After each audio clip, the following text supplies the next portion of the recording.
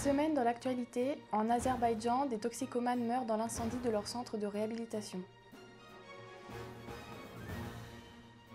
En Irlande, un référendum sur l'assouplissement de l'avortement crée la controverse. En Guinée équatoriale, un caricaturiste est libéré après une arrestation arbitraire. En Argentine, réchauffement climatique ou phénomène naturel? Un glacier gigantesque est sur le point de s'effondrer.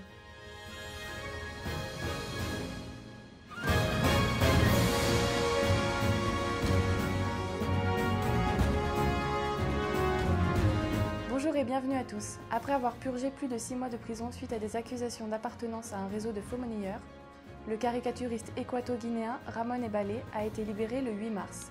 Un sujet de Justine Moina. Ramon Ebalé, dessinateur très bien souvent critique envers le gouvernement de Guinée équatoriale, a été arrêté en septembre 2017 alors qu'il rendait visite à sa famille.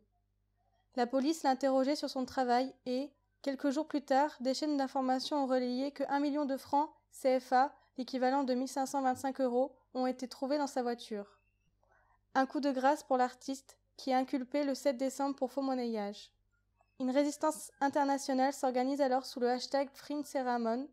Des centaines d'artistes, de militants et d'organisations de défense et de protection de la liberté artistique, de la liberté d'expression et des droits de l'homme en général se sont mobilisés pour attirer l'attention sur cette situation. Lors de son procès, le 27 février, des graves incertitudes sont apparues. Le policier accusant le caricaturiste n'avait pas connaissance de l'application de Ramon dans l'infraction présumée. Il a même finalement avoué avoir agi sur ordre de ses supérieurs après avoir livré des détails contradictoires. Les poursuites ont donc immédiatement cessé. Une victoire des droits humains et de la liberté de la presse pour les soutiens de Ramon. Inscrit au patrimoine mondial de l'humanité de l'UNESCO, le glacier argentin Perito Moreno est sur le point de rompre, un phénomène naturel toujours très impressionnant, et qui a lieu en moyenne tous les 2 à 4 ans. Un sujet de Justine Moina. La rupture d'une arche de l'immense glacier patagonien Perito Moreno a débuté ce samedi et devrait durer quelques jours jusqu'à son effondrement. Ce phénomène naturel attire souvent des milliers de touristes, bien qu'il ait lieu à la fin de l'été et au début de l'automne austral. La dernière fois, en 2016, la rupture a eu lieu en plein jour sous les yeux ébahis de nombreux touristes. Le phénomène s'explique par une infiltration d'eau dans le glacier qui l'érode jusqu'à l'effondrement de l'arche ou du pont de glace. C'est un événement naturel pour ce type de glacier, ce qui signifie que le Perito Moreno conserve en moyenne ses dimensions contrairement à d'autres glaciers qui peuvent avoir tendance à rétrécir. Une des particularités de cette année est que beaucoup plus d'eau s'est accumulée dans le glacier comparativement aux dernières ruptures. L'effondrement en sera d'autant plus spectaculaire. Le 1er mars, de nombreux citoyens irlandais sont descendus dans les rues de Dublin pour manifester contre l'autorisation d'un référendum en vue d'un possible assouplissement du droit à l'avortement. Alors que dans certains pays d'Europe, les femmes voient leurs droits remis en cause, le gouvernement irlandais a décidé de lancer son pays à contre-courant. Un sujet d'Anaïs Lefebvre.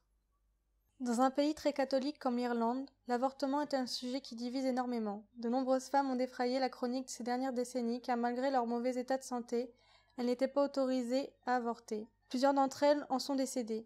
Depuis 2013, les femmes peuvent désormais avorter si leur grossesse représente un risque pour leur vie. Dans les autres cas, l'acte reste illégal. Le gouvernement veut donc consulter les électeurs par référendum sur l'abrogation ou non du 8e amendement de la Constitution qui accorde l'égalité du droit à la vie pour la mère et pour le fœtus.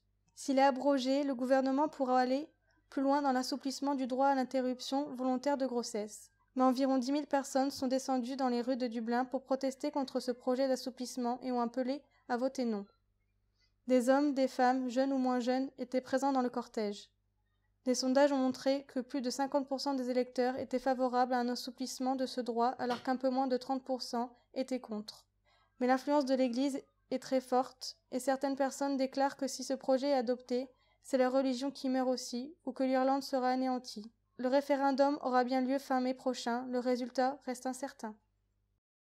Au moins 24 personnes ont trouvé la mort dans incendie d'un centre de réhabilitation pour toxicomanes en Azerbaïdjan. Un drame qui n'est pas inédit dans cette ex-république soviétique. Un sujet d'Anaïs Lefebvre. Il est 6h10 lorsque l'incendie s'est déclaré au sein d'une clinique de réhabilitation pour toxicomanes à Bakou, capitale de l'Azerbaïdjan. L'enquête est toujours en cours, mais un problème électrique semblerait être la source du sinistre. L'établissement, construit en bois, datait de l'époque soviétique et n'était pas aux normes. Les pompiers ont réussi à maîtriser l'incendie à 8h18, soit 2 heures après son commencement. Un premier bilan a fait état de 30 morts puis a été revu à la baisse. Certains patients attachés à leur lit n'ont pas pu échapper aux flammes et aux fumées toxiques. Le président Ilham Aliyev s'est par la suite rendu sur place et a promis d'accorder une indemnisation financière aux familles des victimes. Ce n'est pas le premier drame de cette nature dans ce pays du Caucase, autrefois membre de l'URSS. En 1995, un incendie dans le métro de Bakou avait fait 289 morts. L'équipement obsolète et pas conforme aux normes en était la cause. En 2015, 15 personnes avaient péri dans les flammes d'un bâtiment de plusieurs étages dans la banlieue de la capitale.